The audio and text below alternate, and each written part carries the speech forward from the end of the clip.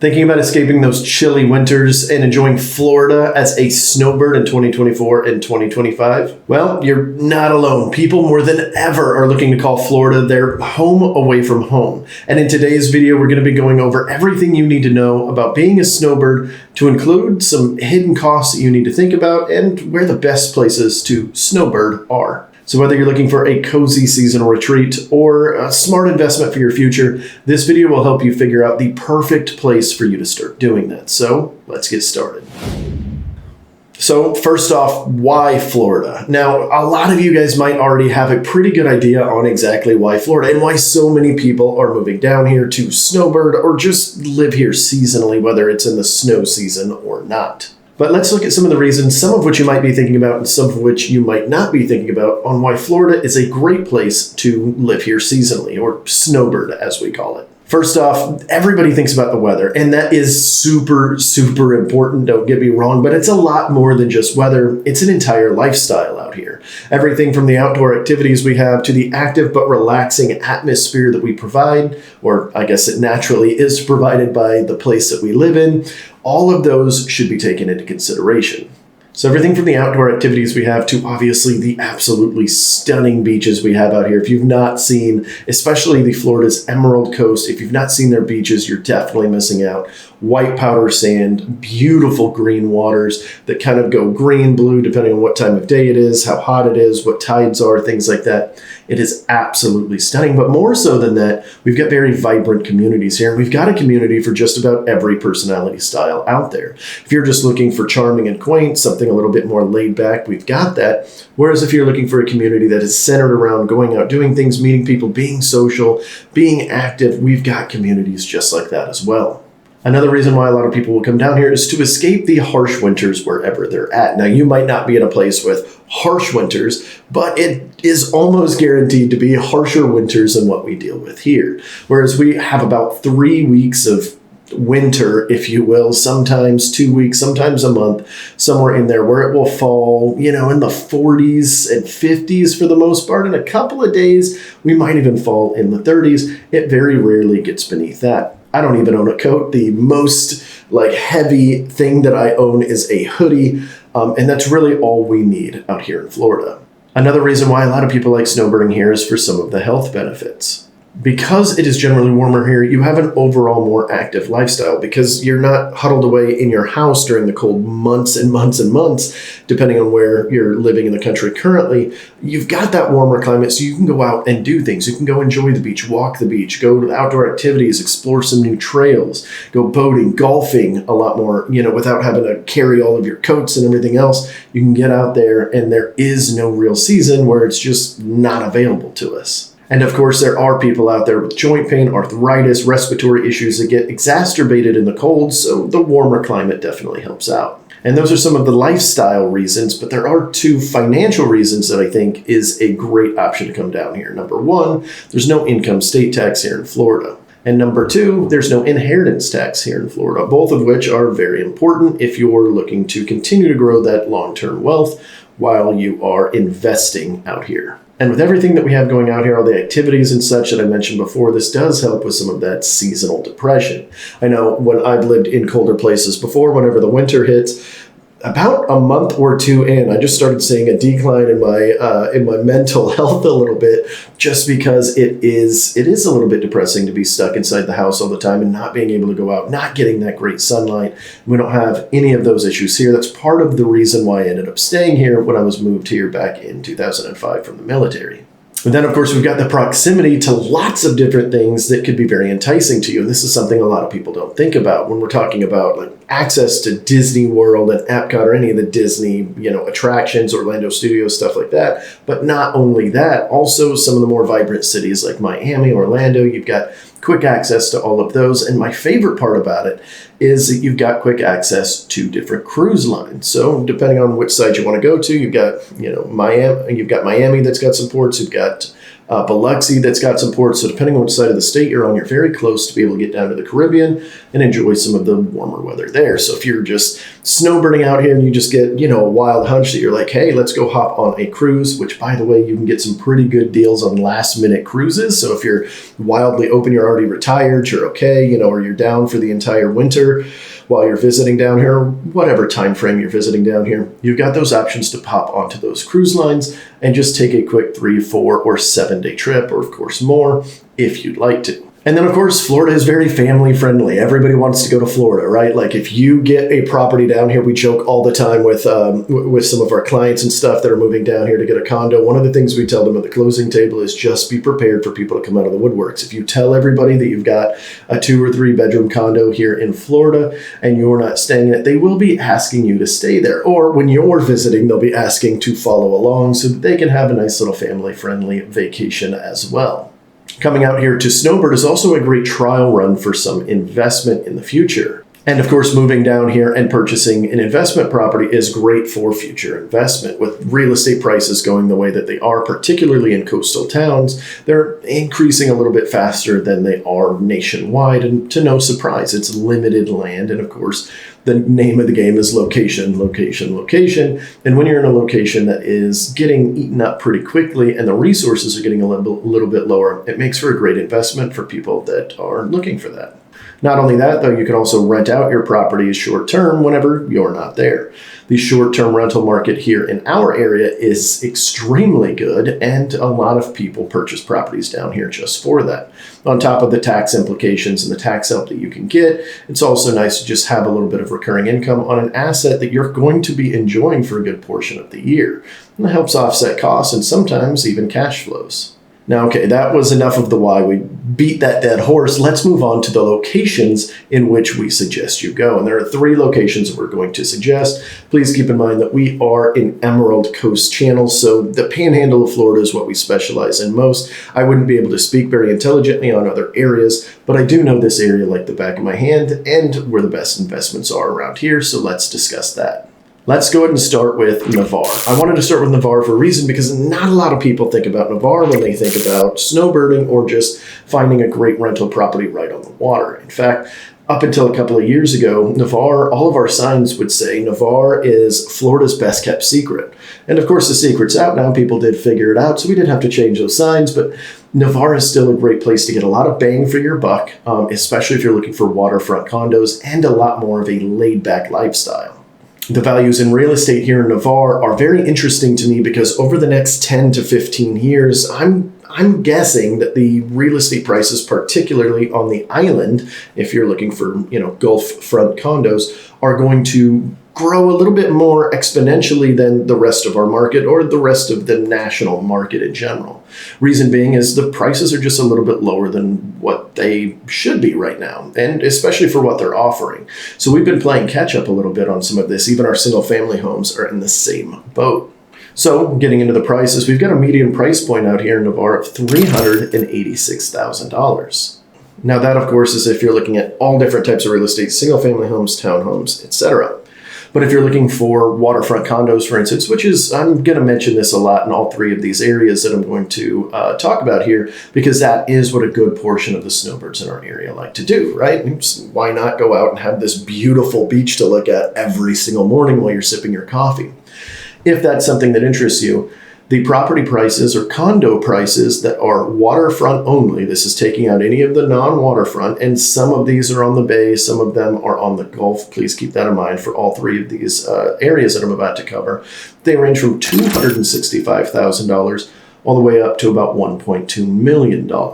And as you'll see here in just a moment, that is considerably less expensive than most of our other areas. If you'd like to find out more about Navarre specifically, we do have a sister channel called Life in Navarre, Florida with one of our agents, Kristen Weller. Go ahead and check that out. Now let's go ahead and move on to the name that everybody knows, Destin, Florida. Destin is probably the city that put us on the map, if you will, for the Emerald Coast in general or for the entire Florida Panhandle. Destin is a great mix between relaxation and lively, exciting beach town. So if you're looking for something that has the option to be a little bit more laid back, but also has the option to go out and have different nightlife and bars and great restaurants and things like that, then Destin is a great place for you. And of course, it's got the world-class beaches and tons of golf all around the area. It's sort of a central hub if you enjoy hitting the links. The median price point in Destin is considerably higher, $599,000. And waterfront condos are going to range wildly from $250,000 to about $3.6 million.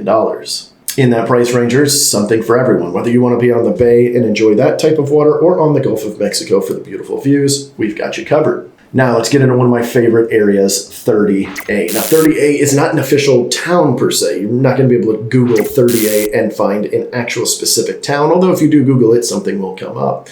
30A is actually an area. It's about like 12 to 18 towns, kind of depending on how you look at it. These little charming smaller towns. And we call it 30A because it's the area there and it is the road that runs through it, scenic 30A. 30A is known as a little bit more upscale and more of a laid-back vibe in general. Now, it's still all of the active sort of lifestyle that Florida offers, but the actual towns themselves feel a little bit more laid-back and definitely more elegant. In fact, when I think of 30A, I think of luxury beachfront in particular, although you don't have to live on the beach in 30A. But 30A does boast very charming and fun communities. It's actually like my favorite area because it's so unique and it's so different. Every town is completely different. As you're driving through, you can feel the difference in the vibes.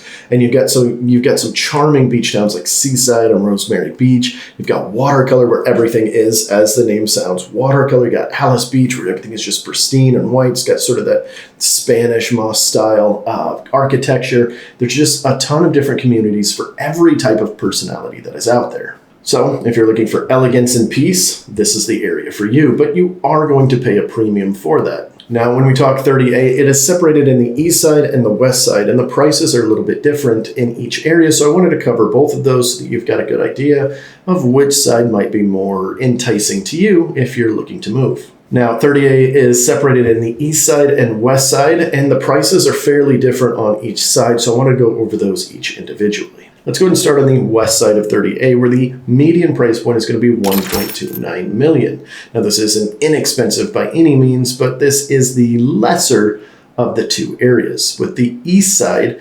averaging $1.68 million, median price of $1.68 million. A little bit more luxury, a little bit more elegance the further east you go. And I think a lot of that is because they started building out on the west side first and working their way east. So I think for the most part, the east side's a little bit newer, a little bit more planning going into it. There was more money involved at this point. So I think that's part of the reason why. Now, if you're looking at waterfront condos specifically in the 30A area, you are going to have to bump that price point up, with the low end being $485,000 and the high end being a whopping $8.5 million for a condo that is on the Gulf of Mexico. If you'd like a more detailed look into 30A, we actually have a 30A sister channel as well. It's Life on 30A with AJ Baduke. Every one of those three towns that I just mentioned are unique in their own way, their vibe, their overall atmosphere, but they all share a few things in common. Great weather, gorgeous beaches, family-friendly communities, and snowbird-friendly properties. Now, since we just touched on some prices on some different areas here, let's dive a little bit further into the real estate market at the end of 2024 going into 2025. The market has changed, and there are three things that I really urge you guys to look into before making this decision to become a snowbird. Number one, property prices are rising. I know I touched on this already before, but it is an empirical fact of what's going on in our market. And so speed, whenever you figure out the place that you want to call home, or your second home, your seasonal home, speed to getting that property is going to be very important, because as time goes on, more and more people are wanting to move onto the Emerald Coast, and that is going to make prices continually go up. So in light of saving a little bit of money and building out the investment for your future, buying early is generally going to be a little bit better for long-term gain. Number two, hidden costs. Hidden costs can eat away at your finances. This is very important that you get with a knowledgeable real estate professional if you are going to be purchasing while you are down here, so that you know what all of these hidden costs are. We actually have calculators for you, so you guys can always reach out to us. I'll throw up all of my information up on the screen. If you guys have any questions on any properties out here, we can give you a full rundown of every single complex, community, area that you'd like to live and things like that. We do cover everything from Pensacola to Panama City Beach and everything in between. Here are just a couple of things to consider. First off, your taxes and insurance. Now, here in our area, taxes are not overly crazy. It's not something a lot of people complain about.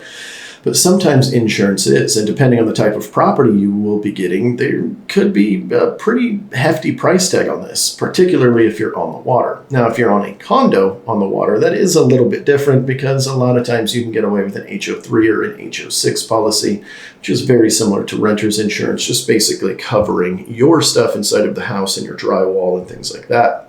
Reason being is a lot of these condo complexes do offer insurance on the outside of the building, so you really just need to cover your unit. But it still does come at a cost, and one that you should definitely consider. If you're buying a house near the water, you could be looking into flood insurance as well, which can range from $400 a year all the way up to about $12,000 a year, I think is about the highest that I've seen.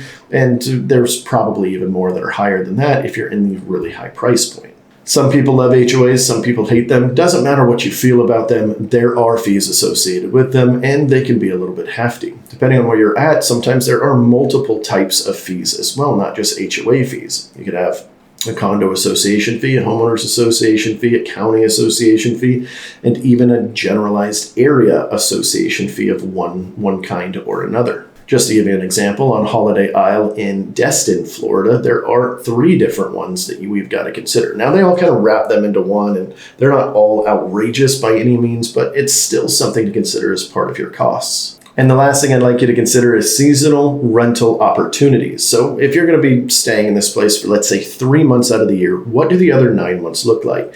Can you rent this out to offset some of your costs? Can you rent it out and actually cash flow even though you're staying in it 3 months out of the year? And when you stay in the property is going to make a big difference too. If you stay during the summer months, which are the most popular, and you try to rent it out during the other portions, the other 9 months out of the year, your opportunity for making money is going to be a lot less. Whereas if you stay it in, let's say, November, December, and January, then your opportunity for making money is going to be much higher because, well, the other parts of the months are the other parts of the year when it's going to be rented out the most and make the most money. As I kind of mentioned before, we've got calculators for all of this stuff. So if you see something that you like, we can actually break down all of the costs and give you a realistic idea of what it looks like to earn there. Understanding these 3 factors can make or break your entire experience. You don't want to move into a place with one expectation and find out it is wildly more expensive, or your property doesn't make near as much money, or any of the other things that I mentioned. You want to be as informed as possible because nobody likes surprises, at least not these kind of surprises. Now, finding the perfect seasonal home here in Florida is all about your lifestyle and what you'd like to do. So here are some things I would urge you to consider before making the big purchase. Number 1, proximity to the amenities that are important to you.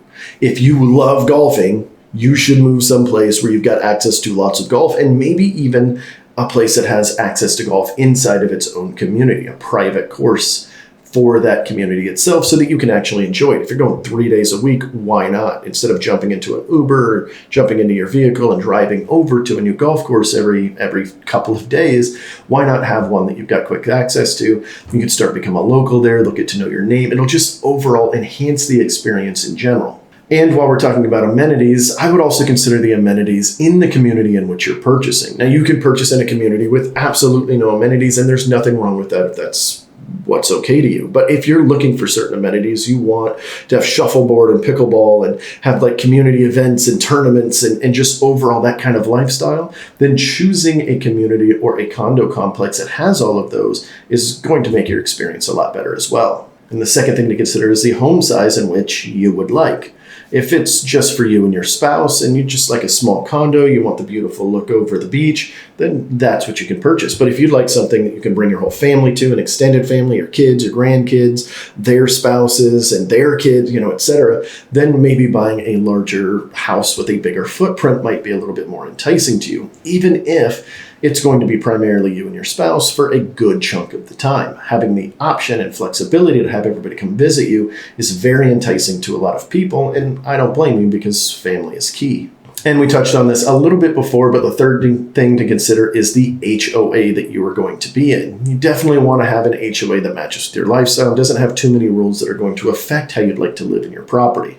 And for others, they want a lot of rules so that it gets rid of all the riffraff and there's nothing crazy. There's no, cars on blocks or anything outside, which is not something we really have to worry about out here in this part of Florida. But just putting it in perspective of you, diving deep into that HOA to make sure all of the rules make sense for you. Even something as small as, can I bring my pets? There's a lot of HOAs that have limits on sizes of pets, or even if you can have them at all. Now, luckily for us, most of the HOAs here allow the owners to have pets. There's really not a whole lot of restrictions, although there are a few complexes and neighborhoods that do have some restrictions. Most of them do not. But a lot of them do have it against their guests. So if you've got family and friends that are going to be staying there and they've got dogs that they'd like to bring or bigger animals, what have you, then knowing what the HOA allows is going to be important. And of course, we want to make sure that the HOA allows you to rent the property if that is something that is important to you. We do have communities that only allow owner occupants or only allow long-term renting and no short-term renting. And although that is reflected in the pricing for the most part, it's still something to consider because, it would just not be okay if you were deciding to move into a place, renting it out 9 months out of the year to help offset some of your costs, and you found out you couldn't do it. That wouldn't be very good. So make sure that you're with a great professional that can help you walk through all of those decisions, and it will make your life a whole lot easier. These are just a few of the things that we think you should consider when navigating becoming a snowbird. If this was helpful for you, don't forget to smash that like button. It really helps us out. And as always, we are your original Life on the Emerald Coast team. If there's anything you need regarding real estate, we are a team of real estate professionals. We can help you with absolutely anything real estate related. All of our information will pop up on the screen. You can call, text, email, find us on your favorite social media platform. However you'd like to get a hold of us, we are here for you for questions. And of course, if you'd like to take it a step further, we are here to help you purchase your next property. We appreciate you, and we will see you in the next one.